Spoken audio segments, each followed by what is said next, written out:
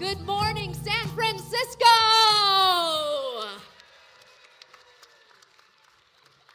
Give it up, everyone, for MJ's Brass Bobbers. And hello to the world live streaming today's event. This is an epic, iconic morning, and we are so grateful for all of you to be here. Let's give it up also for Lucille. I mean, of course, we had to have an animal icon introduce another animal icon of San Francisco Bay, right? Thank you so much for being here. Love you so much. All right, welcome everybody to Claude Forever. This is a day where we are celebrating, we are reflecting, we are basking in the joy of this icon of our city. Not to mention, we are also sharing our memories, reflections, and paying tribute, because Claude was everything represented in our city. Now, my name is Dion Lim, and I am so grateful to be part of today's memorial because I know so many of you have personal memories and personal stories of Claude and how he touched your life. If I could share this with all of you, my family comes to the Academy at least twice, sometimes 3 times a week, because I have a 2.5-year-old. He is somewhere in the audience today with my husband, and believe it or not, because of Claude, as a 2.5-year-old, when it came time, his first word was mom, and then dad, and one of his first words was Claude. Can you believe that? How can a 2.5-year-old understand that being different is okay? He also knows what albino is, so that's all thanks to this beautiful creature. How many of you have memories like this?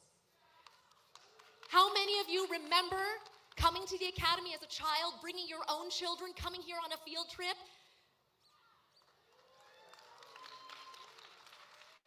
And you know what it's like when you are a little bit different and a little bit unique, but can capture the hearts of so many around the world. Now we have an incredible program for all of you today, including remarks from our city representatives. We have stories from Cal Academy leaders. We have a poetry reading from a phenomenal young woman, more music, and a second parade by MJ's Brass Boppers. We have a Claude costume showcase. How many of you have costumes on right now? I like seeing all the white in the crowd. We have a Reading Rainbow host, face painting, and so much more on tap.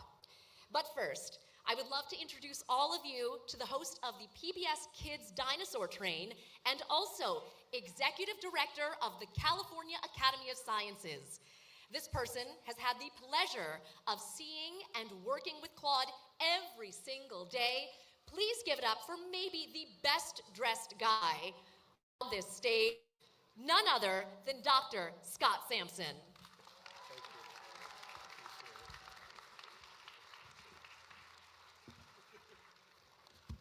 Good morning, everybody. Thank you all so much for joining us today to celebrate the life and legacy of Claude, the albino alligator. I'd like to begin by acknowledging that we are gathered on the unceded ancestral homeland of the Ramaytush Ohlone, the original inhabitants of the San Francisco Peninsula. As the indigenous stewards of this land, and in accordance with their traditions, the Ramaytush Ohlone have never ceded, lost, or forgotten their responsibilities as caretakers of this place, as well as for all peoples who reside in their traditional territory. As guests, we recognize that we benefit from living and working on their traditional homeland. We wish to pay our respects by acknowledging the ancestors, elders, and relatives of the Ramaytush Ohlone community, and by affirming their sovereign rights as First Peoples. Next, I would like to warmly acknowledge several government officials who've joined us here today. Maybe you could just raise your hands as I mention your name. California State Senator Scott Weiner, Assemblymember Catherine Stefani, Assemblymember Matt Haney, District 7 Supervisor Myrna Melgar, California Natural Resources Agency Deputy Secretary Megan Hertel, San Francisco Environment Director Tyrone Jew, who just came in, San Francisco Rec and Park Interim General Manager Sarah Madlin. Is Sarah here? Okay. And Recreation and Parks Commissioner Sonia Clark Herrera. I also want to give a very big shout out to the entire Recreation and Parks staff who keep Golden Gate Park so beautiful. Many thanks, yes, absolutely, that is worthy of applause. Many thanks also to all of the partner organizations, some of whom are around here, who kindly offered their talents and services, helping to make this a wonderful community event. I'd also like to warmly acknowledge my bosses, the California Academy of Sciences Board of Trustees, several of whom are here today, including John Dwyer, the chair of the board. And then finally, a huge thanks to the entire Cal Academy staff, and in particular, the Steinhardt Aquarium team who took such great care of Claude.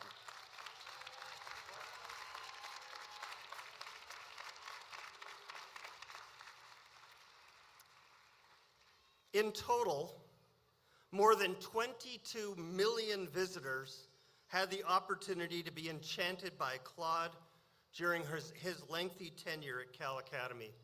A large proportion of those visitors were children who grew up coming to visit San Francisco's famous white alligator, and some of them grew up to bring their own kids here.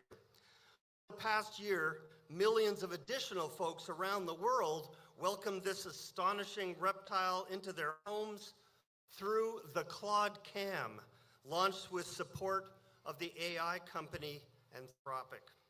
Now, over the weeks since Claude's passing, we have received a veritable outpouring of heartfelt messages, artworks from fans all over the world. It's been quite remarkable. I've been thinking about this, and in retrospect, I think Claude's popularity rooted in a surprising superpower. Arguably more than any other alligator, past or present, Claude had the uncanny ability to connect people with nature. How did he manage this feat? Well, as a 10-foot-long, 300-pound albino alligator, he could stop people in their tracks and capture their attention. He inspired children and adults alike to slow down, take a breath, and look outside themselves. Many of those people experienced feelings of awe, the sense of mystery that blurs the boundaries between self and other. They were compelled to imagine Claude's inner world, to see him as worthy of compassion and perhaps passion. In this way, Claude continually reminded us that we are a part of, not apart from, nature. The swelling of public emotion that's embodied here today shows how far our collective moral imagination has traveled in recent years. A city doesn't pause for objects, it pauses for lives that mattered. If we can learn to grieve an alligator as a someone, we might also learn to protect the places that make alligators and the broader web of life possible in the first place. So, I would like to cordially invite all of you to carry on Claude's legacy by caring fiercely for nature and by joining us at Cal Academy in our mission to regenerate the natural world, beginning right here in our spectacular Bay Area backyard. Thank you all very much once again, everybody. We appreciate you being here today. Beautiful, beautiful words by Dr. Samson. I don't know, you have a future maybe in running for politics, right? With words like that. Truly one of the coolest jobs and one of the coolest people that I know. Now, moving on, I would also like to bring up and recognize someone who has represented our city and much of California. Please welcome to the stage now, Senator Scott Weiner.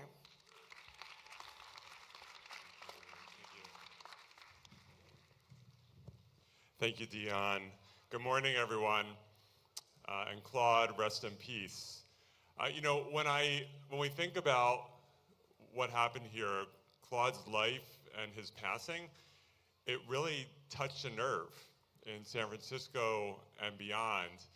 And so you may wonder, why would the death of one alligator touch that nerve and cause such an incredible outpouring of emotion and love? And I think it's for two reasons. First, when you look at who Claude was, he didn't fit the standard mold of an alligator. He was a little bit of a quirky alligator, different, marched to his own drummer, looked a little different, acted a little different. And that, in so many ways, is what San Francisco is about. This is a place where we take people as they are. We welcome people. We understand that people are different, and they sometimes are quirky, and we love them just as much. And that is so much of the San Francisco spirit. And San Francisco, of course, we are quirky sometimes as a city, and we march to our own drummer. And sometimes people laugh at us around the world, and then, of course, 5 years later, they're doing what we're doing. But so Claude represents that spirit of what San Francisco is. But the other piece of it is that for millions and millions of people, when they entered the California Academy of Sciences, one of the first things they saw and interacted with was Claude. And so Claude represents Cal Academy. And what Cal Academy represents is something that we love in San Francisco, which is called science. And science, yes. And I had always assumed that everyone likes science. Who could not like science? Of course, we're seeing that some people now may not be fans of science, and they're trying to tear apart the federal science agencies and cutting science funding for cancer research or Alzheimer's research or climate research or whatever the case may be. We're fighting hard to push back against that. But Cal Academy, with its spokesperson, Claude, represents the opposite of that, that science is what makes the world a better place. It makes people healthier. It is so important, and it is part of San Francisco's DNA. So Claude, we love you, we miss you, but we know you are smiling down on us, and that we're gonna make the world a better place. Thank you so much, everyone. Thank you, Senator Weiner. I mean, come on, there is a giant 8-foot-long sourdough Claude. You want to talk about quirky or what? We know you love it. And I don't know, Scott, do you think you are longer or taller than Claude was long? Just a little bit, maybe, just a little bit. All right, I would like to now take a moment to introduce our next speaker, who is a phenom in her own right. This is an individual who is a young woman, just 17 years old, and she has really taken into heart the memory of Claude. She attends St. Ignatius. She is part of the city's Youth Poet Laureate cohort and part of the nonprofit group Allied 826 Valencia. This group helps young people with their writing skills. She has so many fond memories of Claude. Please give it up now for our poet of the day with her inspired poem, Sasha Miller.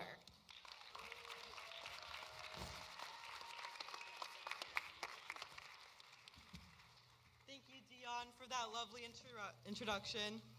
I'm so honored to present my poem about Claude, to whom I have very fond memories of. Claude. He was never just an alligator. That word was never enough. It cannot hold the years, the waiting, the weight of what he became to us. While the city fractured and reassembled, renamed itself, raised its voice, Claude remained where water slowed, a constant in the undertow of noise. Decades passed across his back, elections, earthquakes, loss, rebirth. Fog and faithful death settling the edges of the earth. Children pressed their hands to glass, learning reverence without a guide. They left, they changed, they returned again, bringing others to his side. People learned how to wait for him, to stand in stillness, unafraid, to trust that motion would arrive only when it chose to wake. In that waiting, curiosity deepened. Wonder learned how not to rush. He taught us patience by remaining longer than our need for touch. He did not move to be remembered. He did not rise to claim a role. Stillness was his quiet labor. Patience, the language of his soul. Difference lived within his body, visible, undeniable, true. Not something to correct or hide, but something held and valued too. In a city that shelters the uncommon, that gathers what the world lets go, Claude became its living emblem, proof that care can let things grow. He's our witness through the years, our calm amid the shifting ground, a silent guardian of endurance in a place forever found and found. Now the water feels less anchored. The pause he offered feels exposed. Yet love does not vanish with a body. It stays, it gathers, it holds. Claude is gone from where we meet him, but not from what he came to mean. Our city carries forward his lesson. Protect what is rare and let it remain. Thank you very much. Woo! Who else has chills listening to those words? Unbelievable. And to be so young and to be able to write so beautifully. Once again, please give it up.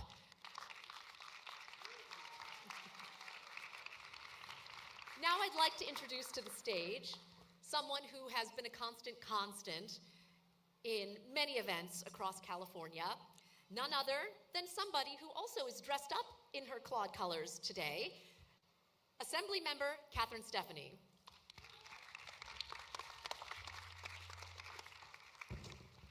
Thank you, Dion. Good morning, everybody. It's so good to see you. And I have to say, you know, I am a mom, and to see all these kids out here is just wonderful. And believe it or not, I am the first mother that San Francisco has ever sent to the California State Legislature. So it's a pleasure to be with all of you today. And today, San Francisco says goodbye to Claude. For 17 years, Claude quietly held court just inside the doors of the California Academy of Sciences, asking nothing of us except that we slow down, look closely, and share a moment of wonder. And we did. Millions of us did. Families planned visits around him. School children pressed their hands to the glass. Staff members built their daily routines around checking on him. My own two children, who are now 21 and 16, grew up going to the Academy of Sciences. And like so many other kids, they grew up with Claude. We watched him together on school days and weekends, on rainy afternoons and sunny mornings. Sometimes he was perfectly still, sometimes barely visible, sometimes right there on his rock. And every time, he was the same steady presence, teaching my children without words about curiosity, about respect for living things, and about the joy of simply observing the world as it is. In a city full of icons, Claude became one of the most beloved without ever seeking the spotlight. Claude was not loud or flashy. He didn't perform on cue. He basked when he felt like basking, floated when he felt like floating, and reminded us, especially in a city that moves fast, that presence itself can be powerful. Born an albino alligator, Claude entered the world marked as different and vulnerable. What could have been a disadvantage became, here in San Francisco, a point of celebration. The city of misfits and originals recognized him as one of our own. His different wasn't hidden or corrected, it was honored. Behind the glass was an animal. But on this side of it, something special happened. Claude brought people together. He sparked curiosity. He made science feel personal and alive. He showed us what ambassador animals can do, how one life, well cared for, can deepen our respect for the natural world and for each other. Claude lived a good life, a long life, a deeply loved life. And now the swamp is quieter, but the mark he leaves on the city is anything but small. Rest easy, Claude. Thank you for the calm, the wonder, and the joy. San Francisco will miss you. Thank you.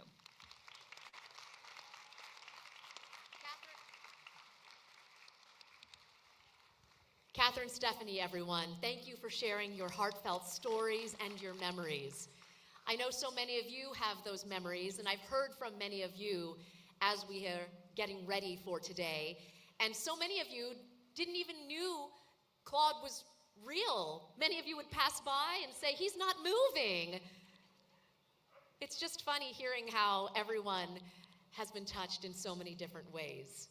Now to someone who has a lot of stories, because this next speaker is our senior director for the Steinhardt Aquarium and very well acquainted with Claude.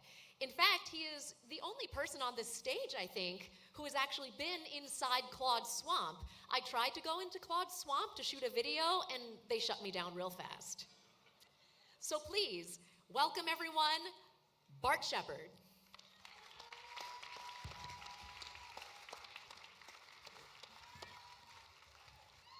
Thank you, everybody, and wow, what a view, what a beautiful day, and thank you all for being here to celebrate with us the life of this majestic toothy reptile, Claude the albino alligator.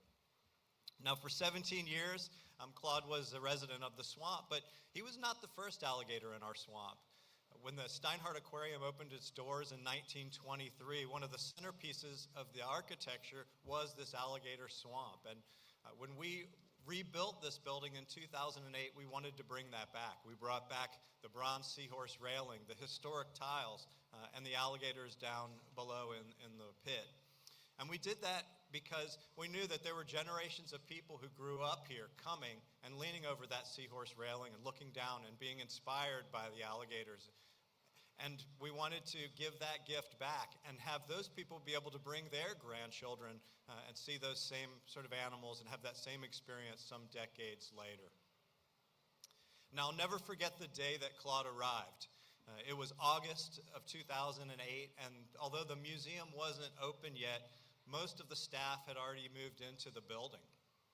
And Claude and his sort of short-term co-resident, Bonnie, and a rather ornery 6-foot-long eastern diamondback rattlesnake had been driven all the way across the country by an animal transport specialist in the back of a pickup truck, all the way from Florida.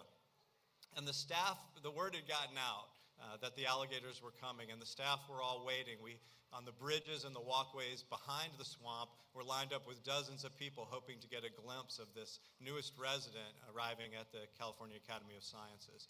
And I'll never forget, he was in a plywood box, and when we popped open that crate and pulled out onto the concrete floor, there was this collective gasp across the staff. It was wonder and awe and curiosity, this remarkable creature that had arrived. Now, my favorite story, I think, about Claude over the 17 years is about the time that he ate a shoe.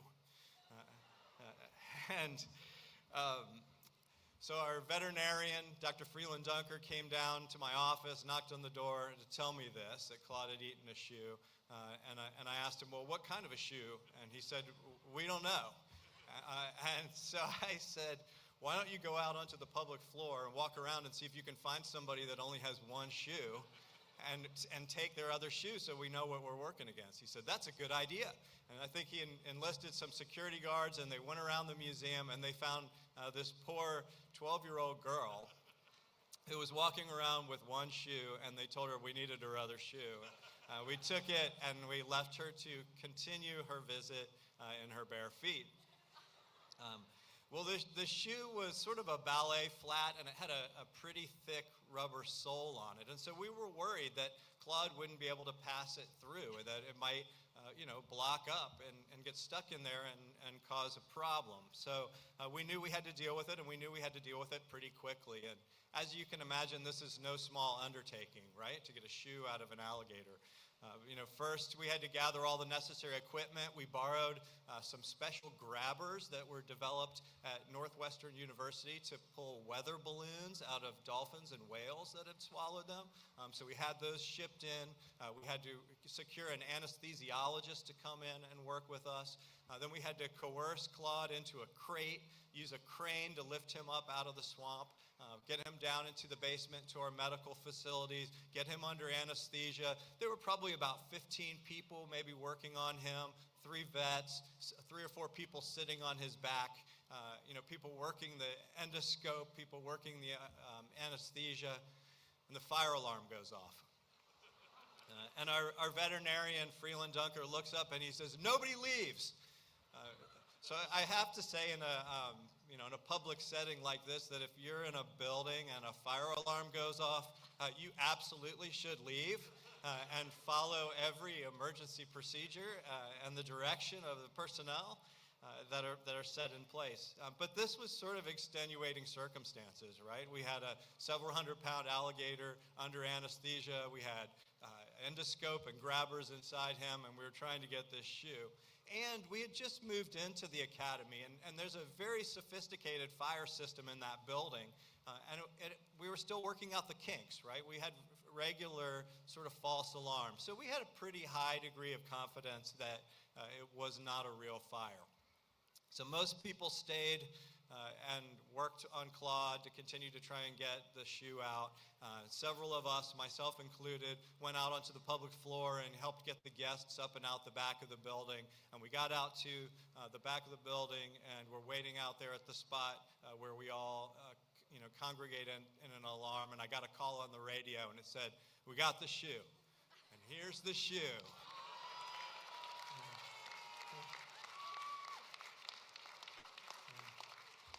And if by chance that young lady who only had one shoe that day is here, I would love to meet you. And no, you can't have your shoe back. So last April, we had some changes in staffing and sort of a little bit of a structural change, and that opened up an opportunity for me to start to work directly with the swamp team, with the biologists that help care for Claude. And what that meant for me is that almost every Wednesday morning at 8:30 in the morning, I would climb down a ladder. I would be the first one into the swamp, and I was in charge of what's called the shield pole, right? Which is basically like a 6-foot-long broomstick with a flat plate on the end of it. And my job was to climb down in there with the shield pole and hold that shield pole right sort of off the front of Claude's nose while the rest of the staff came in. And I was the first line of a defense in case of the highly unlikely scenario that Claude lunged up out of the water and tried to chomp somebody. So that gave me the privilege of a couple of different things. The first was working directly with this animal, right? Which I'm more of a marine biologist. I study fish and coral, and so to have the opportunity to spend several months working closely with a big alligator, that was exciting and new, and I got to learn a lot, and I got to spend time watching this animal, an amazing animal, and his behavior. But more importantly, it gave me the opportunity to work closely with this team of people, the swamp team, and watch them do extraordinary things with animals that probably most people don't think are very smart, right? So they had Claude on a good day. He could call his name and tell him, Claude, home. and he would swim over to a specific spot in the swamp, and he would touch his nose to a rock in a very specific spot in order to get fed. And at the same time, they would have 3 snapping turtles in another part of the habitat swim to visual targets, these little like signs, and place themselves there so that they could all be fed and their food could be monitored. And another person would be working with 2 fish, what are called gar, these little slender, skinny fish that are in there, and have them come and feed at a 3rd spot with tongs. It was remarkable to watch what this behavioral training and this highly effective animal care team was able to do in that exhibit. And I also got to watch them support each other, right? And during very difficult times, when it became apparent that Claude was not doing well and there was something going on, they helped each other through a period of great worry and stress. And then when he died, they helped each other through a period of time where there was shock and grief about the loss. And now they're helping each other recover from that. So it was a gift, an unexpected gift, but a gift for me to be able to spend the last 8 months or so working so closely with that team and with that remarkable animal. So I want to acknowledge the Steinhardt Aquarium staff for the work that they do 365 days a year to care for every animal and every plant in that building. Thank you. And I want to thank all of you for being here today to help us celebrate the life of this incredible animal. Thanks. Thank you for your leadership. Everybody give it up for Bart. If I can, I'm going to go off script for just 30 seconds because come back up here. I think we all have more questions about this shoe, don't we? Have you been keeping this shoe just in a jar, in a box? Tell me more. No, the shoe actually lives down in our vet hospital. We have a bunch of different artifacts like that we save that are special historical artifacts. Yeah. I also thought it was a little girl, but this is like a full-sized shoe. You must have so many other stories. I hope you are writing a book or jotting these memories down. Thank you once again. How do you follow up those stories, right? Okay, we have another special guest. We have District 7 Supervisor Myrna Mallar coming up, along with San Francisco's Rec and Park Commissioner Sonia Clark Herrera. Please welcome. Hello, San Francisco. Welcome to Golden Gate Park. What a beautiful day. I am Myrna Mallar, the supervisor for District 7, and we're in District 7 right now. Many of you were with us a few weeks ago when we celebrated Claude's Hatch Day. We had a shrimp-flavored cake that was brought down to him that he chomped very promptly. It was super fun. I'm so glad that we had that. Thousands of people came out that day to celebrate Claude. Senator Weiner said he was the embodiment of San Francisco values. A few years ago, we picked the parrots, the feral parrots of San Francisco, to be our San Francisco city animal.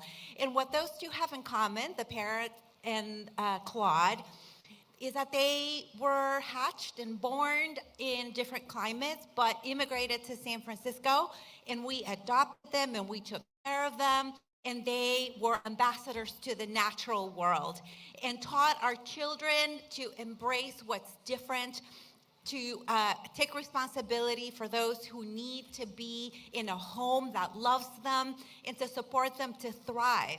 And that is who we are in San Francisco. And right now that we're living in a time when science is being underestimated, that science is being rejected, that people who are different are being rejected, we in San Francisco hold true to our values, to be those that are responsible in love and set a home for those who need us to thrive. And it was us in Claude. We are going to remember him always. But I have something really important to tell you. Come on, Sonia. So something that we did at the Board of Supervisors just this past week is that I introduced a resolution asking the Recreation and Parks Department to rename the street right in front of us after Claude.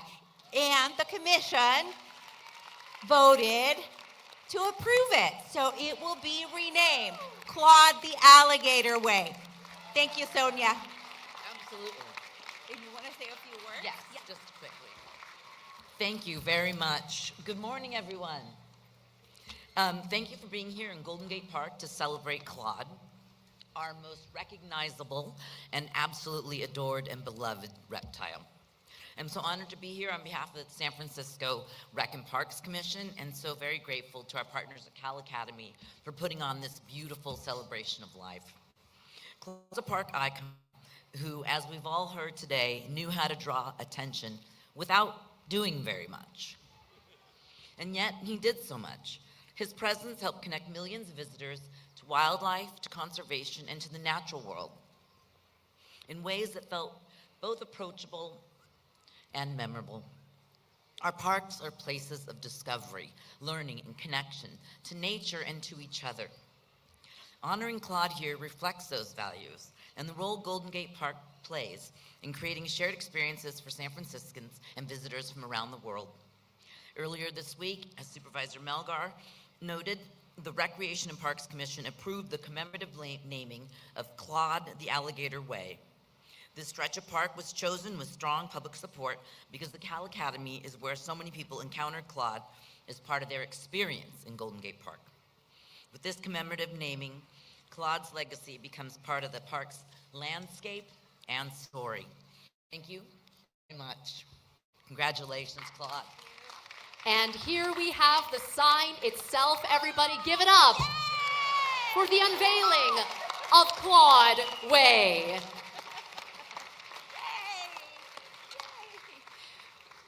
Please, everyone on stage, let's take a photo, group photo, everybody.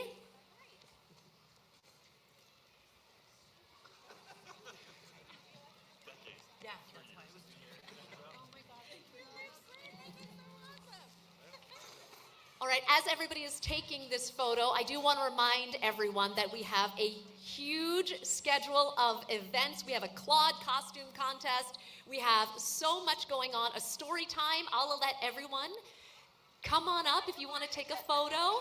We have Vanita Louie on the Parks and Rec Commission with her two stuffy Claudes.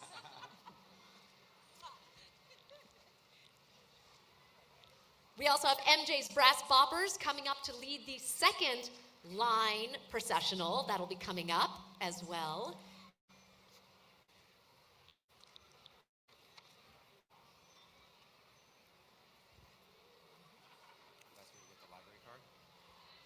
Oh yeah, did you get your library card? Oh, no, I gotta get my wait, is it right over here? There is a special library card that you can actually obtain today with Claude's picture on it, a limited time edition event.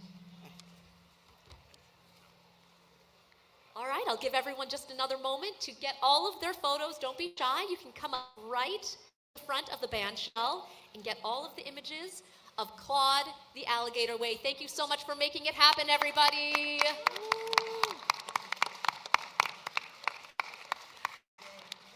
A reminder, we also have story time by the fountain with Reading Rainbow host Michael Threets and SF Drag Laureate Persia at 12:45. We also have a Claude photo booth that is available to anyone who is interested, getting those moments for everyone. And we have San Francisco Fire Department with a fire truck for all of the kiddos. Yeah? Another one?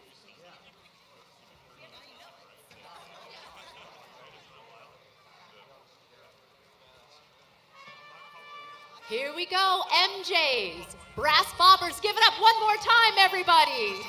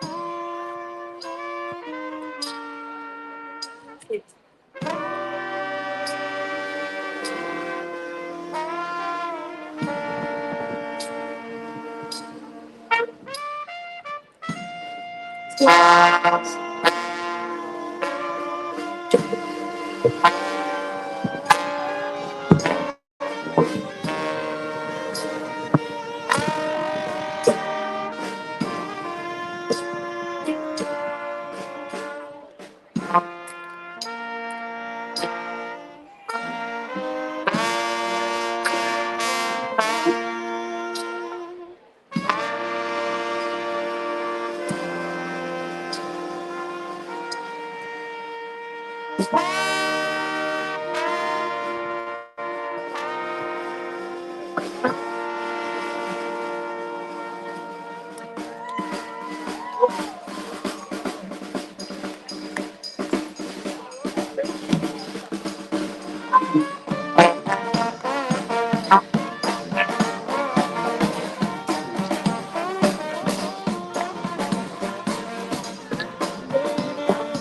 you.